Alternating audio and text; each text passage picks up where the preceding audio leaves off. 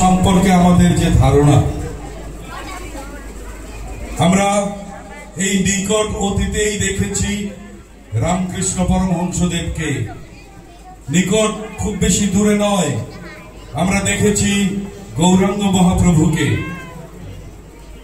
তাদের জীবন যদি আমরা পর্যালোচনা করি তাহলে এই যুগে এসে আমরা কিন্তু ধর্ম করতে একটু পিছপা হব, এটাই স্বাভাবিক। কিন্তু শ্রী শ্রী ঠাকুর অনুকূল চন্দ্র আমাদেরকে আশ্বস্ত করছেন। তিনি ভাব সমাধিস্থ অবস্থায় তার শ্রীমুখ থেকে উচ্চারিত হয়েছে, আমি চাই সংসারী সন্ন্যাসী, জঙ্গলের সন্ন্যাসী আর চাই না। শুধু ভক্ত সজ্জন, এ যুগে পরম প্রেমময় শ্রী শ্রী ঠাকুর অনুকূল চন্দ্র নিজে সংসার করে, সংসারে থেকে কি করে আমরা ধর্মীয় জীবন, আমাদের জীবন প্রতিপালিত করব, তারই জ্বলন্ত জীবন্ত প্রতিমূর্তি রূপে ৮১টি বছরের তার এই বাস্তব জীবনকে তিনি পরিপালন করেছেন। তাই আমরা ধর্ম নিয়ে যে আমাদের মধ্যে যে বিভিন্ন রকম ভুল ধারণা, সেগুলো তিনি আমাদেরকে ভেঙে দিয়েছেন। তিনি ছোট্ট ছড়ায় বলছেন, ধর্ম যদি নাই রে ফুটলো, জীবন মাঝে নিত্য করবে, বাতিল করে রাখলি তারে, কি হবে তোর তেমন ধর্মে। এই যে আর কদিন পরে আমাদের বাঙালি হিন্দুদের সবচাইতে বড় ধর্মীয় উৎসব দুর্গাপূজা আসছে। আমরা কত সাড়ম্বরে, কত কত টাকা খরচ করে, কত আলোক রশ্মির রোশনাই উড়িয়ে, কত সেই ঢাক ঢোল মাইকের বাদ্যে সারা রাত শব্দযন্ত্র তৈরি করে আমরা দুর্গাপূজা করি হৈ হৈ করে।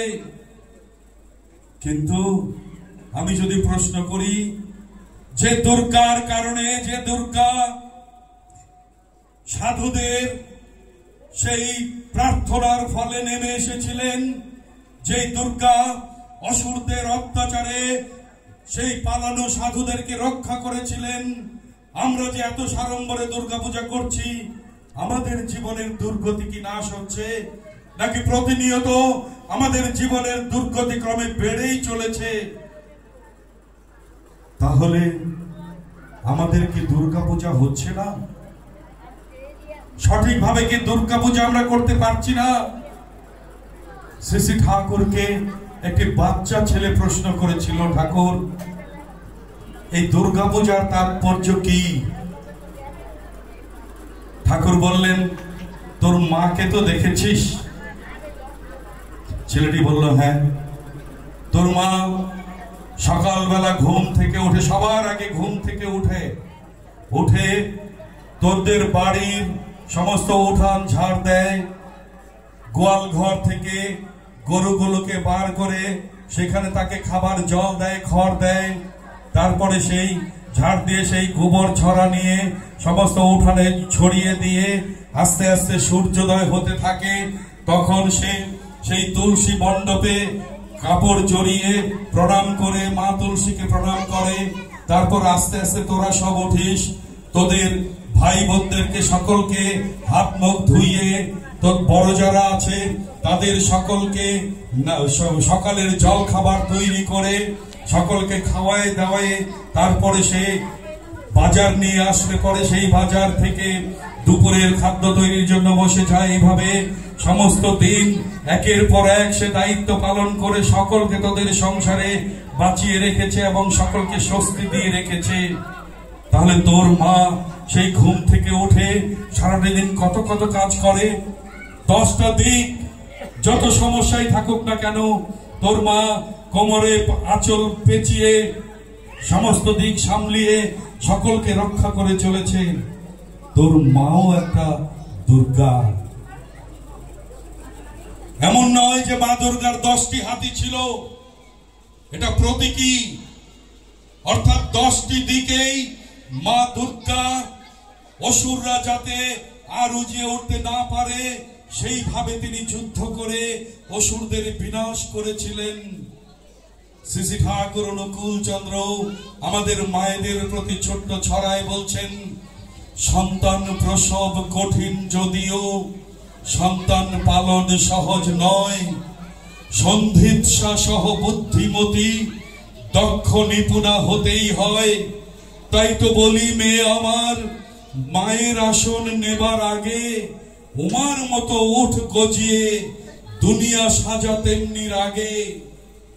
আজকে আমার মায়েরা যদি ঘরে ঘরে উমার মতো গজিয়ে না ওঠে, তাহলে কিন্তু আমাদের দুর্গতির শেষ হবে না। কারণ আমরা কিন্তু এই ঘর থেকেই পুষ্টি পাই।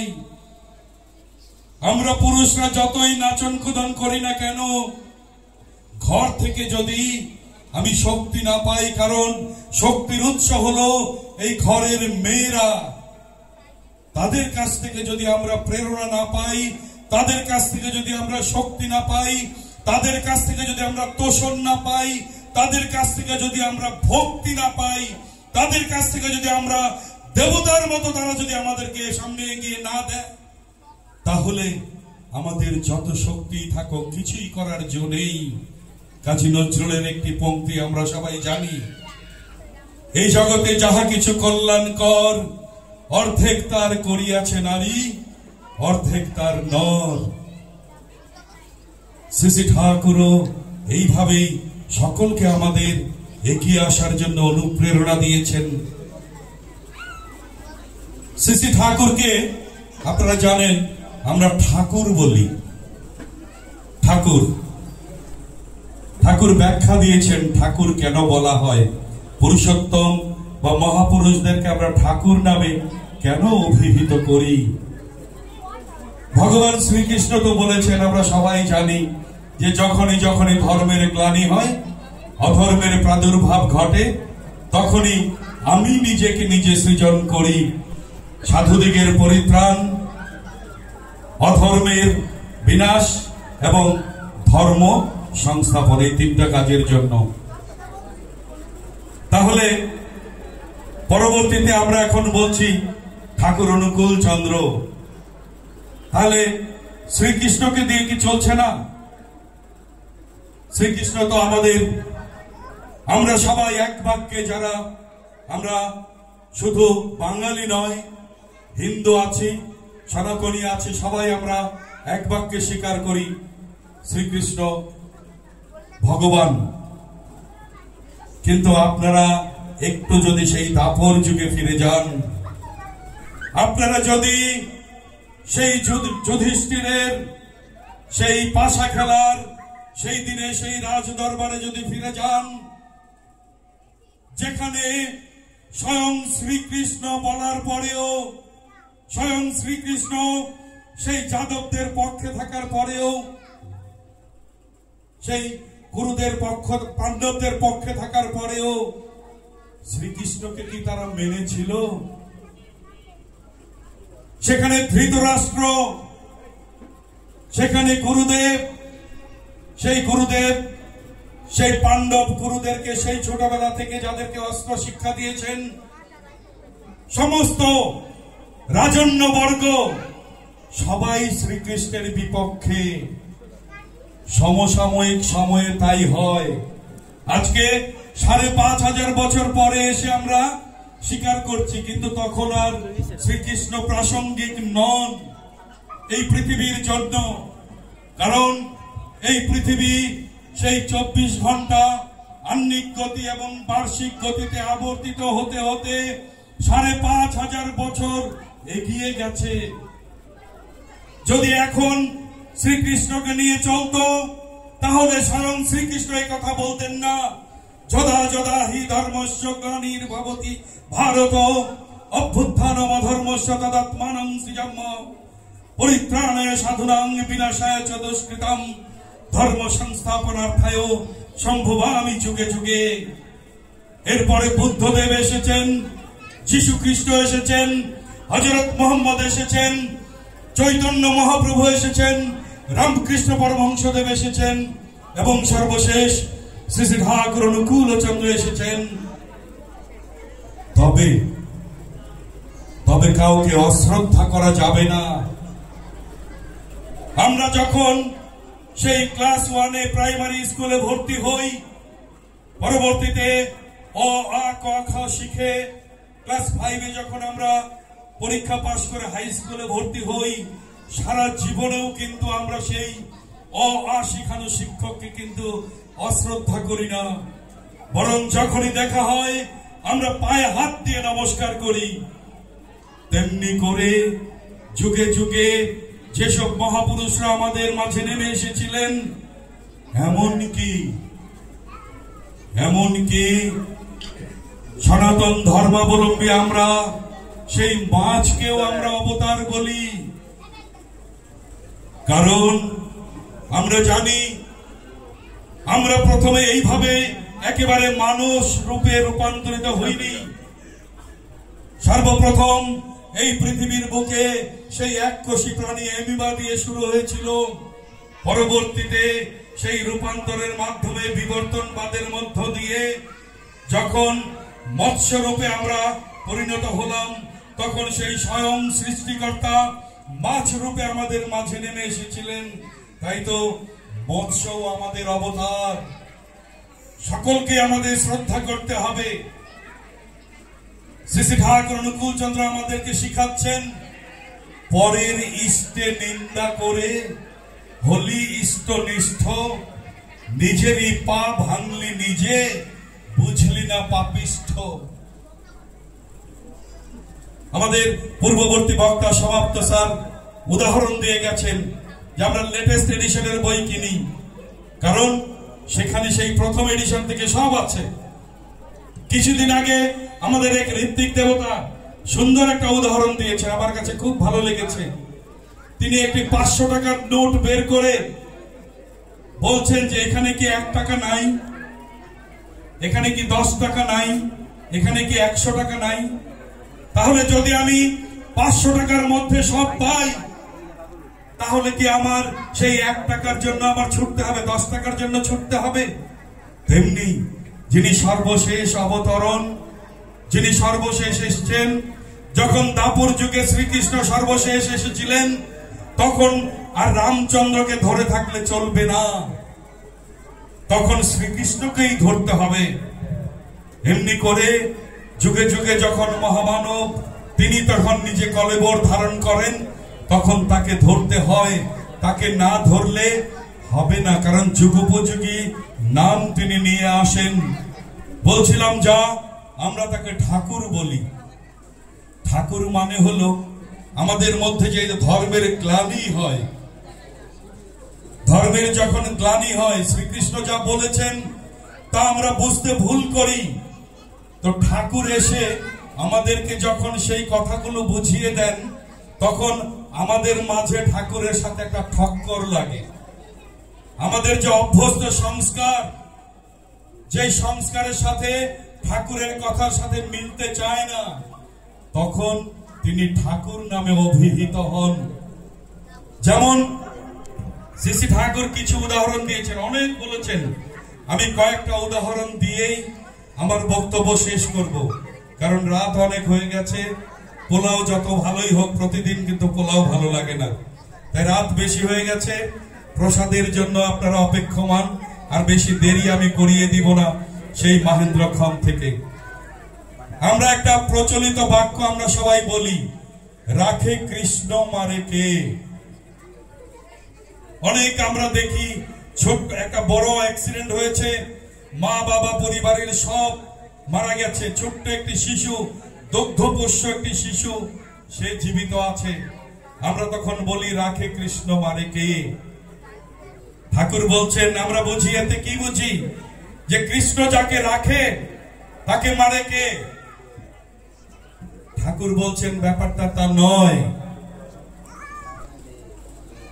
কৃষ্ণ কাউকে মারেও না, কাউকে রাখেও না। কৃষ্ণ আমাদেরকে জন্ম দিয়ে, আমাদেরকে মাতৃগহ্বর থেকে এই পৃথিবীর আলো দেখিয়ে, কৃষ্ণের কিন্তু দায়িত্ব শেষ। এরপরে কিন্তু আমি স্বাধীন। আমি ভালো করলেও আমাকে কেউ নিষেধ করবে না, আমি যদি খারাপ করি তাহলেও আমাকে কেউ নিষেধ করবে না। এখানে বোঝানো হয়েছে যে কৃষ্ণকে রেখে চলে, অর্থাৎ কৃষ্ণের যে নীতি বিধি, কৃষ্ণ যা বলেছেন তা যদি আমরা মেনে চলি তাহলে আমাকে মারে কে? কৃষ্ণ সবার জন্যই সমান। সূর্যের আলো একটা চোরকে যেভাবে আলো দেয়, একটা সাধুকেও সেভাবেই আলো দেয়, কারোর জন্য কম বেশি হয় না। এই যে বাতাস, যে বাতাসের অক্সিজেন না হলে আমরা কয়েক সেকেন্ড পরে হয়তো আমরা মৃত্যু মুখে পতিত হব, তাও সবার জন্যই সমান। তাই কৃষ্ণকে যে রাখে, এটা আমরা ভুলে গিয়েছিলাম। শ্রী শ্রী ঠাকুর অনুকূল চন্দ্র আমাদেরকে এর মানে বুঝিয়ে দিলেন। আমরা আরেকটা কথা সবসময় বলি, হে প্রভু কৃপা করো। আমরা বলি না এই কথাটা? সবাই বলি যে হে প্রভু কৃপা করো। ঠাকুর বলছেন যে কৃপা অর্থ কি? ঠাকুর যখনই কোনো কিছু বলতেন তখন ভক্তদের বলতেন, দেখ তো অভিধানে কৃপা শব্দের অর্থ কি, কোত্থেকে এসেছে। অভিধান দেখে দেখা গেল কৃপা এসেছে ক্রি ধাতু থেকে। এটা একটি সংস্কৃত প্রত্যয়, ক্রি ধাতু থেকে। ক্রি ধাতু মানে করা, আর পা মানে পাওয়া। তাহলে কৃপা শব্দের অর্থ কি দাঁড়ালো? করো, পাও। তাহলে কৃপা করবে কে? কৃপা কি ঠাকুর করবেন নাকি আমরা করব? আমাদের যা করা উচিত আমরা যদি সেটা করি তাহলেই আমরা পাবো। একটা ছাত্র যদি সারা বছর পড়াশোনা না করে সে কি পরীক্ষায় ভালো রেজাল্ট করতে পারবে? এটাও আমরা ভুল বুঝি। উচিত কথা, এটাও আমাদের মধ্যে খুব প্রচলিত। ঠাকুরের সামনে একজন ট্রেড ইউনিয়নের নেতা এসছেন কলকাতা থেকে। তিনি খুব চটাং চটাং কথা বলছেন। ঠাকুরকে বলছেন যে ঠাকুর, আমি আমাদের মালিক পক্ষ আমাদেরকে খুব ঠকায়। মানে কি? এটা কি? অভিধান দেখে দেখা গেল উচিত কথা এসেছে উচ ধাতু থেকে। উচ ধাতু হলো মিলন। তখন বললেন তাহলেই বুঝো, তুমি উচিত কথা কবা, উচিত কথা কবা। তুমি যাই যদি সেই মালিকদের সাথে ঝগড়া বিবাদ শুরু করে দাও তাহলে তো উচিত কথা হলো না মনি। উচিত কথা হলো মিলন। তাহলে মালিকদের সাথে এমন কথা বলতে হবে যাতে করে মালিকরা তাদের ভুল বুঝতে পারে এবং তোমাদের মধ্যে, মালিক এবং শ্রমিকদের মধ্যে একটা সৌহার্দ্যপূর্ণ পরিবেশের সৃষ্টি হয়, যাতে করে উভয়কে তোমরা বড় করে তুলতে পারো। এই হলো উচিত কথার মূল বক্তব্য। সুধী মণ্ডলী, আমরা আরেকটা কথা বলি, দীক্ষা নাও, দীক্ষা নাও। এই যে আমাদের বক্তারা বলেছেন দীক্ষা নাও, এই ব্যাপারে ছোট্ট দুটি গল্প বলে আমি শেষ করব। শ্রী শ্রী ঠাকুরের সামনে এমনি আলাপ আলোচনা হচ্ছে, দীক্ষা নেওয়ার কথাবার্তা হচ্ছে। তখন একজন প্রফেসর, ওনার কাছে ঠিক ভাল লাগলো না। তখন উনি উঠে যাচ্ছেন, তখন ঠাকুর ডেকে বললেন, ও দাদা, আপনি কোথায় যাচ্ছেন? সেই দাদা বলছেন, উনি ছিলেন ইংরেজির অধ্যাপক, আমাদের সমাপ্তদার মতো কেমিস্ট্রি না, সমাপ্তদা কেমিস্ট্রির অধ্যাপক ছিলেন, আচ্ছা তুলারাম কলেজের বিভাগীয় প্রধান ছিলেন। তো সেই ভদ্রলোক ছিলেন ইংরেজির অধ্যাপক। তো তিনি বললেন যে না ঠাকুর, আপনি এইসব এখানে সেকেলে কথাবার্তা বলছেন, আপ টু ডেট কোনো কথা হচ্ছে না, তো তাই আমার ঠিক ভালো লাগছে না। ঠাকুর চট করে ধরে বসলেন যে দাদা, আপ টু ডেট মানে কি? আমরা অনেক কথা বলি, আমরা অনেক কথা বলে ফেলি যা নিজেরাই বুঝি না। উনি কিন্তু সেই সময়ে, সেই ব্রিটিশের শেষ সময়ে তিনি কিন্তু ইংরেজিতে এমএ পাস করা অধ্যাপক। তিনি বলছেন আপ টু ডেট কথা হচ্ছে না, তো আপনারা সেই পুরানো আমলের দীক্ষা টিক্ষা এগুলো নিয়ে কথা বলছেন, যে সেটা ঠিক ভালো লাগছে না। তখন ঠাকুর বললেন, দাদা আপ টু ডেট মানে কি? সেই ভদ্রলোক একটু থতমত খেয়ে গেছেন, তাই তো আপ টু ডেট। তখন উনি একটু বুদ্ধি করে বললেন যে ঠাকুর এই আপ টু ডেট মানে আধুনিক আর কি, আধুনিক, হ্যাঁ আধুনিক জিনিসপত্র নিয়ে। তখন ঠাকুর বললেন, আচ্ছা ধরুন আপনি ক্লাসে কালকে গিয়ে ছেলেদেরকে বললেন যে আপ টু 5 লেসন তোমাদের পড়া থাকলো, আগামীকাল তোমরা এই পড়াটা তৈরি করে আসবে। তখন তারা কি করবে? তখন সেই অধ্যাপক মহোদয় বললেন, কেন ঠাকুর? আপ টু 5 লেসন মানে তো হলো 1 থেকে 5 পর্যন্ত। ঠাকুর তখন বললেন, শালা আমিও তো তাই কই, আপ টু ডেট অর্থাৎ পৃথিবীর সেই শুরুর দিন থেকে আজ পর্যন্ত এই যা যা হয়েছে সমস্ত কিছু নিয়েই আমাদের চলতে হবে। আমরা শুধু আধুনিক শিক্ষায় তথাকথিত শিক্ষিত হয়ে আমরা লিটারেশন আমাদের হয়েছে, এডুকেশন আমাদের হয়নি। এডুকেশন হতে গেলে কি হতে হয়? সেই দ্রষ্টা পুরুষের দীক্ষায় দীক্ষিত হতে হয়। দ্রষ্টা পুরুষ কারা? এডুকেশন আমাদের এই তথাকথিত স্কুল কলেজ ইউনিভার্সিটি দেয় না। এখানে আমরা লিখতে পড়তে শিখি, অ আ ক খ শিখি, কিন্তু এডুকেশন শিক্ষা যা আমাকে প্রতিটি পদে পদে প্রতিটি নিঃশ্বাসে প্রশ্বাসে আমি কি করে চলবো, আমার কি করে কি হবে আমার প্রক্রিয়া চলার, সেই সমস্ত শিক্ষা যুগে যুগে সেই মহাপুরুষরা যখন নেমে আসেন তাদের দীক্ষায় দীক্ষিত হলে পরে তখন আমরা সেই শিক্ষা লাভ করতে পারি। তাই তো আমাদের সেই দীক্ষায় দীক্ষিত হতে হয়। শুধু ভক্ত সজ্জন, আমরা যখন লেখাপড়ায় বড় হয়ে একেবারে সেই ইউনিভার্সিটি প্রথম হই, কিন্তু আমার বাস্তব জীবনে দেখা যায় আমাদের স্ত্রীর সাথে আমার বনিমানা নাই, আমার সন্তান হয়তো ভালোভাবে লেখাপড়া শিখলো না, আমি আমার বাবা মাকে দেখলাম না। এটাকে বলে টিউমারাস গ্রোথ। আমার শরীরে যদি গোদ রোগ হয় বা একটা টিউমার হয়, একটা মাংসপিণ্ড বড় হয়ে যায়, এটাকে স্বাস্থ্য বলে না। আমার শরীরে তখন গোদ রোগ হয়।